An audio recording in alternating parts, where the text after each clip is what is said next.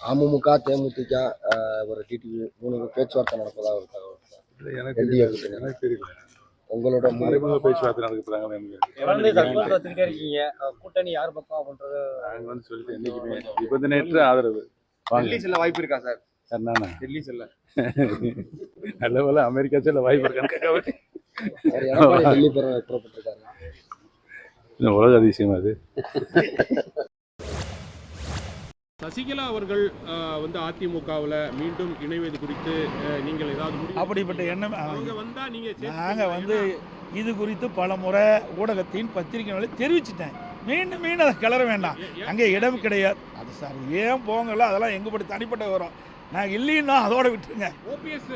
OPS சேர்வதற்கு வாய்ப்பில்லை. பல முறை சொல்லியாச்சு, பேர் பல முறை சொல்லிட்டதை பற்றி அவர் ஏற்கனவே சொல்லிட்டார். ஓபிஎஸ் சசிகலா அவர்கள் கட்சியில் சார் திருப்பி நீங்கள் கேட்ட பாருங்க, ஒரே வரி, நீங்கள் அதுக்கு இங்கே இடம் இல்லைன்னு ஏற்கனவே இடம் இல்லைன்னு சொல்லியாச்சு, தெளிவுபடுத்தியாச்சு.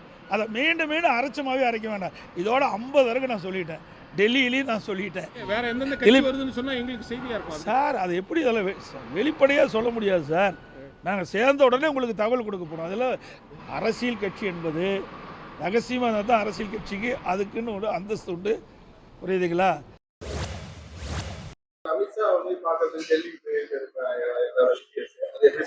அவர் அங்கே போய் முகாம் அமைத்தாலும் சரி, அவர்கள் எல்லோரும் வந்து தமிழ்நாட்டில் முகாம் அமைத்தாலும் சரி, தனியாக அவர்கள் வந்தாலும் சரி, கூட்டணியாக வந்தாலும் சரி, ஒன்றிய அமைச்சரவே சென்னையில் வந்து முகாமிட்டாலும் சரி, அவர்களுக்கு தோல்வி காத்திருக்கிறது. தமிழக மக்கள் சரியான பாடத்தை கற்பிப்பார்கள். செங்கோட்டை கட்சியை விட்டு போனவரை பற்றி முக்கியத்துவம் கொடுத்தெல்லாம் எங்கள்கிட்ட கேள்வி கேட்காதீங்க. நாங்கள் அதுக்கெல்லாம் பதில் சொல்ல விரும்பல. அதில் அது பதில் ரொம்ப பெரிய அந்த மாதிரி பெரிய மனுஷன் ஆக விரும்பல. கட்சியை விட்டு மறந்துட்டு போயிட்டவர். நாங்கள் கட்சிக்காரர்களும் அவரை மறந்து விட்டார்கள்.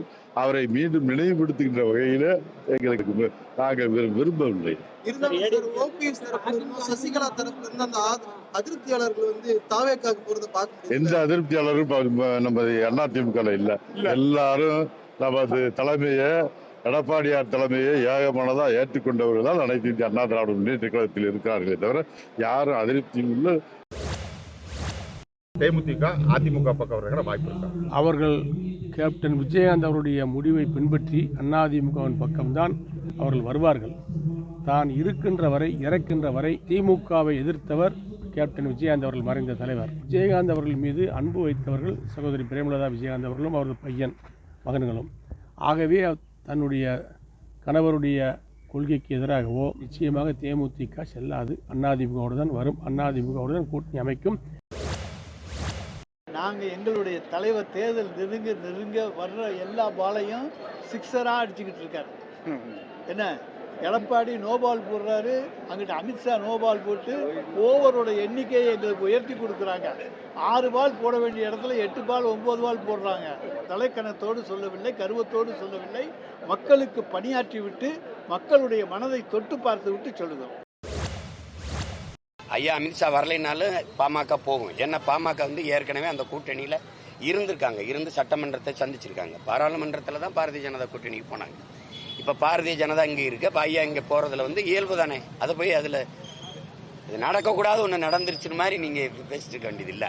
ஒரு தேர்தலை கூட சந்திக்காத தாவேகா தலைவர் விஜய் திமுகவை தான் எதிரியாக சொல்றது, போட்டின்னு சொல்லி கூட சொல்றாங்க. நம்ம யாரை எதிரியாக குறிக்கிறோங்கிறது அவரவர் உரிமை. உங்களுக்கு புரியுதுன்னு நினைக்கிறேன். அது என் தம்பி வந்து திமுகவை வீழ்த்தணும்னு நினைக்கிறார், அது அவருடைய உரிமை. இப்போ நாங்கள் வந்து எங்களுக்கு எதிரிகளை நாங்கள் குறிச்சிட்டு தான் களத்துக்கே வந்தோம், புரியுதா?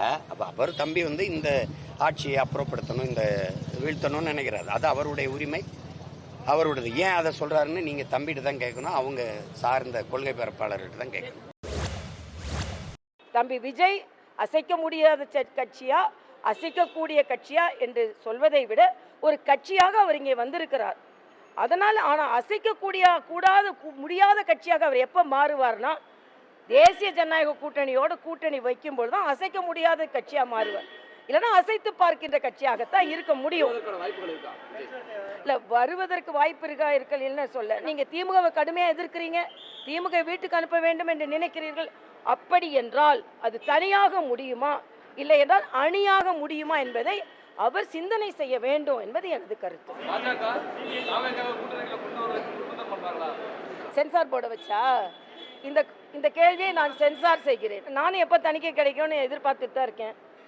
படம் பார்க்கலாம் அப்படின்ட்டு. ஆமாம், நாள் பராசக்தி நாள் வருதா, ஜனநாயகன் நாள் வருதா, நீதிபதியே ரெண்டும் ஒரே நாள் ரிலீஸ் ஆன என்னன்னு கேட்டிருக்காரு. அதனால் நான் மார்னிங் ஷோக்கு இதுவும் ஈவினிங் ஷோக்கு அதுவும் போகலாம் அப்படின்ட்டு இருக்கேன். உடனுக்குடன் செய்திகளை தெரிந்து கொள்ள சன் நியூஸ் பெல் ஐகானை கிளிக் பண்ணுங்க.